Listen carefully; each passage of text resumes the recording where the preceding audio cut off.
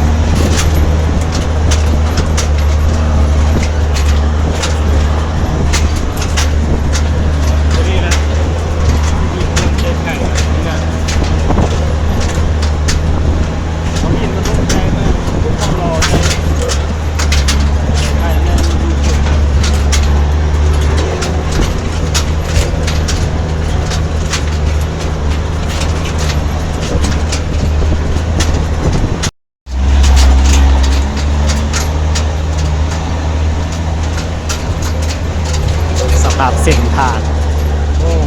ยอม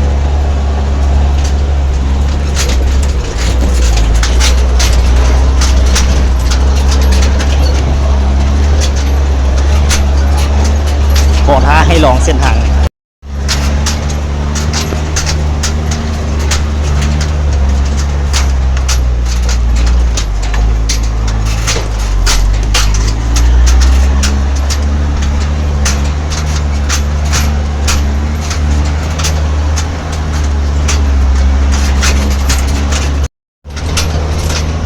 ที่นี่ก็สบายแล้ว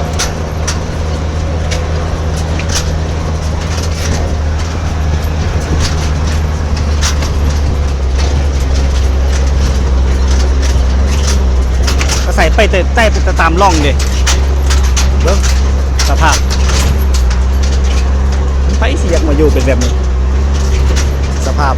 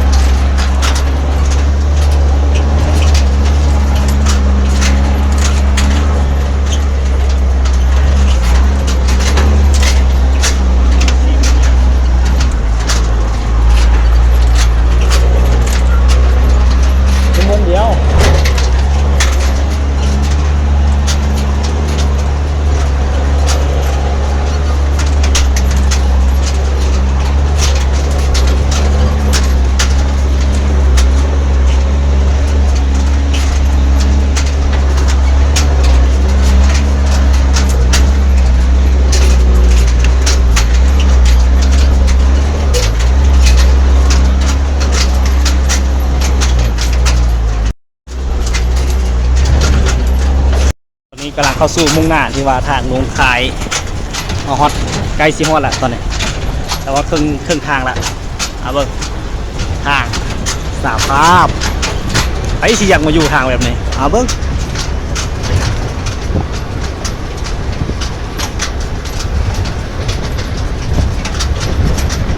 พูดขายอยู่ไก่เอาเบิ้งทางตอนนี้ว่าเส้นทางลงภูยังอุปสรรคยังหลายเนาะเบิ้งกระทางเอาเบิ้งบนเด้เบิ้งช่วยกันเด้เบิ้งกันว่ายังบ่ฮอดยามฝนที่ประเทศจริงเอาบ่ฮอดยามฝนให้ซ้ำใดเบิ้ง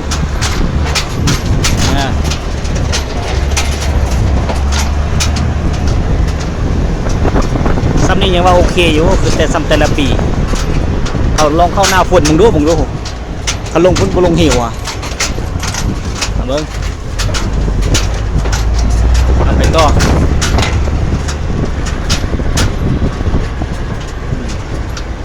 สำนีซิ้วสำนีเริ่มแล้วปะเนี่ยเริ่มเข้าสู่งานหนักแล้วเบิ้งหนทางยังอีกยาวไกล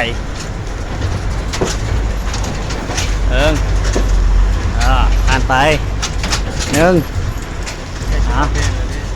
ไก่จะว่ารักเด่นแล้วเอ้าตอนนี้ยังผ่านไปว่างยากบอกก็สมควรเบื้องบนที่สองทุกคนอ่านว่าซิวๆลองเบิ้งทางบันเทากับทางบันค่อยผ่านไปได้ดีสองใช้เบิ้งแต่ละตอนเนาะคุณเนาะคู่ทางขายยังไกลเติบเบิ้งสภาพเส้นทางไอ้ที่อยากมาอยู่ทางแบบนี้มันเลือกบ่ได้เนาะทุกคนเนาะเอาเบิ่งกันใส่ที่ว่ามันเลือกบ่ได้จริงๆแบบนี้เบิ่งรถเจ้าสิเก่งสำเร็จกับย่ามาเชื่อทางนี้ต้องยอม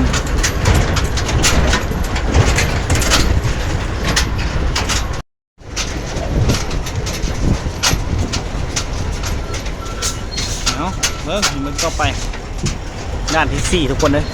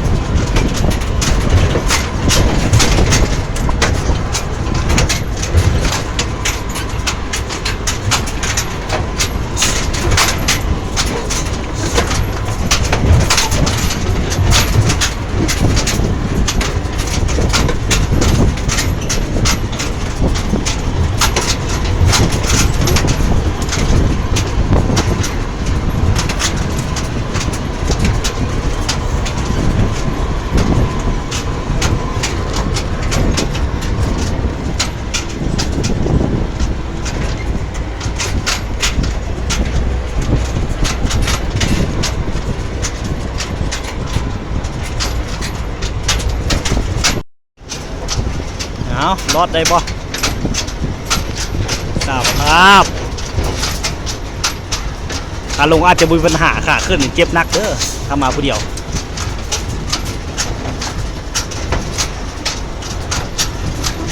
โอ้รถจักรสิไปได้โยผู้เดียวนี่กระเด็นออกเขาไปได้เขาว่ามันฝนตกนี่สิตายฮะ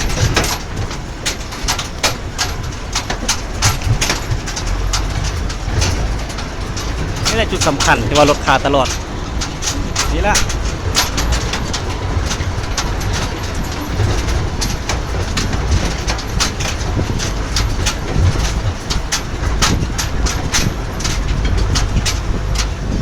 ก็จดทางเปล่าก็ได้เนาะนี่ทางบ่ยากสืบอยู่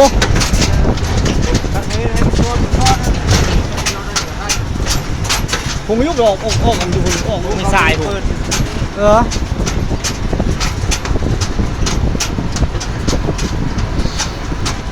โอ้กดเบาฮะ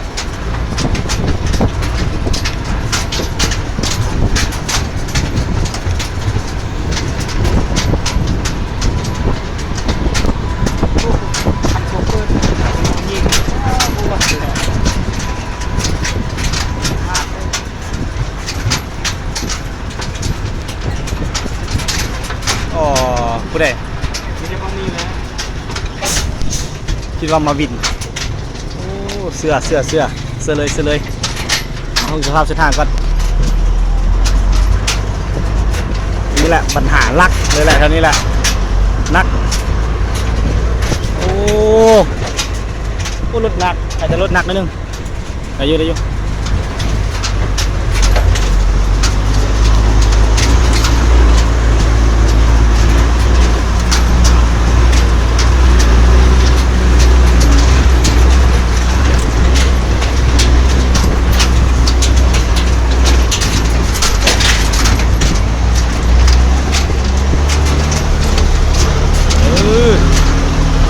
เยี่ย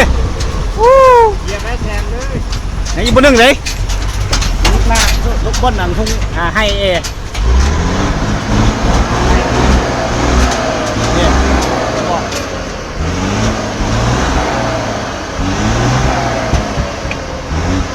นี่แหละปัญหาสำคัญรอดตายทุกคนเลยการตีรถซื้อมากินเนี่ยเอาคิดตมออกเบิ่งต่อไกลเสียฮอดละไกลเสียฮอดทางลงละแต่ว่าโอเคแล้วสับนี้นะรถตาย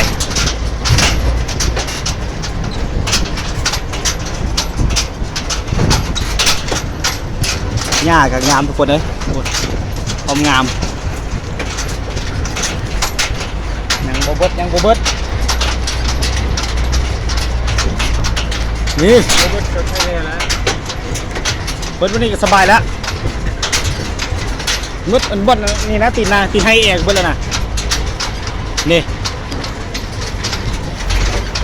โอ้ซิวๆซ้ำนี่นะซิวๆยี่ปะติวเลยซ้ำนี่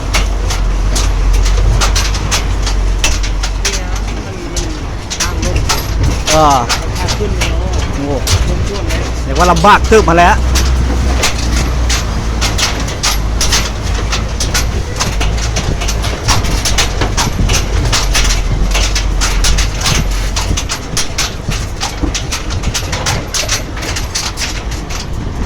วินแล้ววันนี้นะสบายแล้ววันนี้ตอนต่อไปเบิ้งต่อ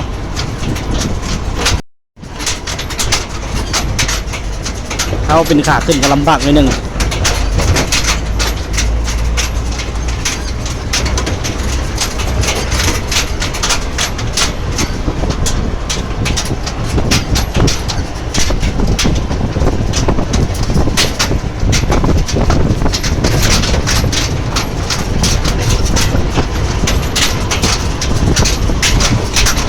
ตื่นดีฮอดอะไรเค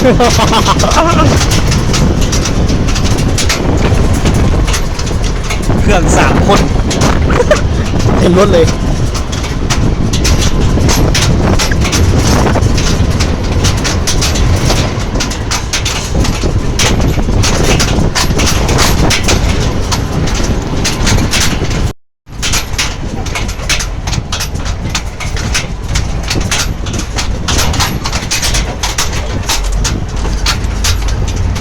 เข้าสู่ไซสมบูรณ์อย่างเป็นทางการนี่เป็นไซสมบูรณ์เนาะเป็นกำลังลงแจ้งแล้วปัจจุบัน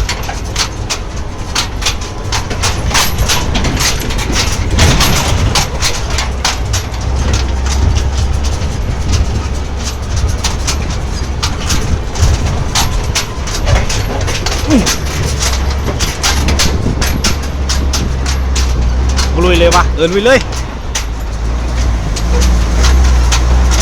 โอ้คือว่าดำนาแล้วหลายเติบทุกคนเลยรอดตาย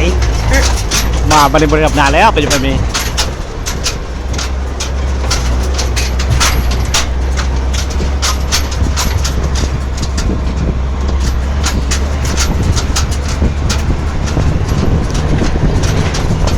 ที่นอกหลังพูนนี้ก็เป็นบ่อบอลทันอยู่แล้ว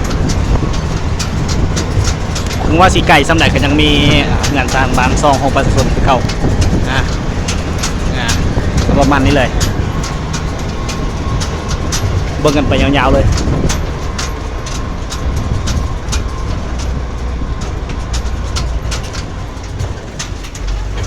หลักสีฟ้านี่ก็หูอยู่ว่าเป็นอย่าง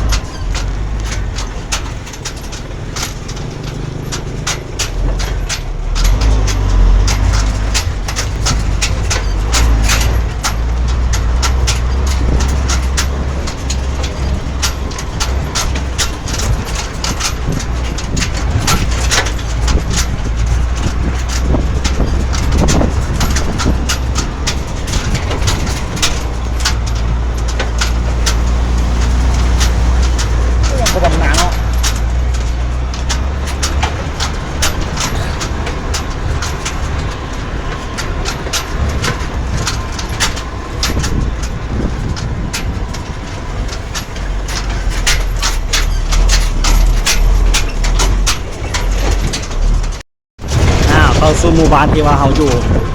ที่ว่าห่างไกลซอกลิดพอสมควร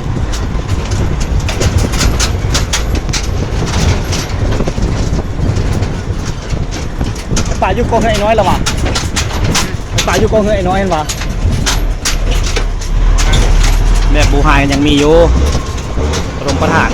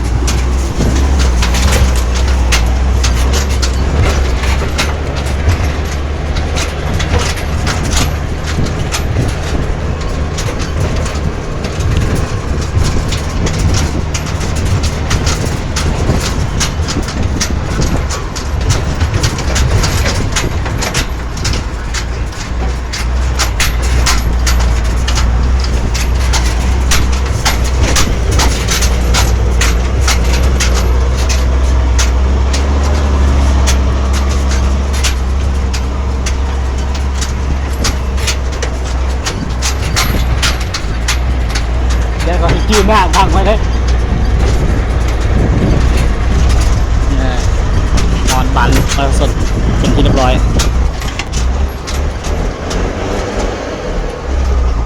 ขี่คัด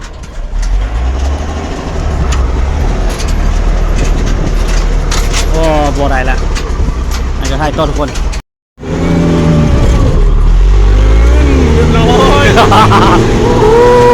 สาวภาพ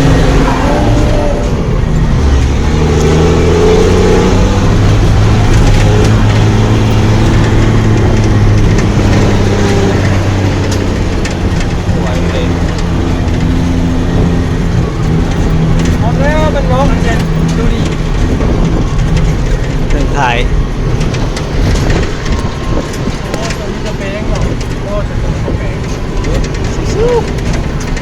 ที่ประติวสำเร็จ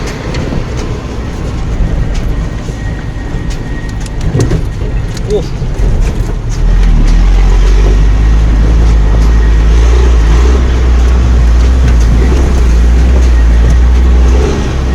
อันกินดื่มเอาตังเสาที่พวกเลยอ่ะ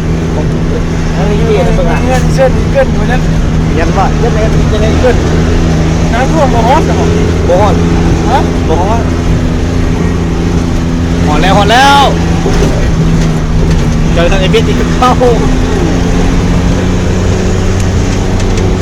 อ้ผมก็ว่าจะมา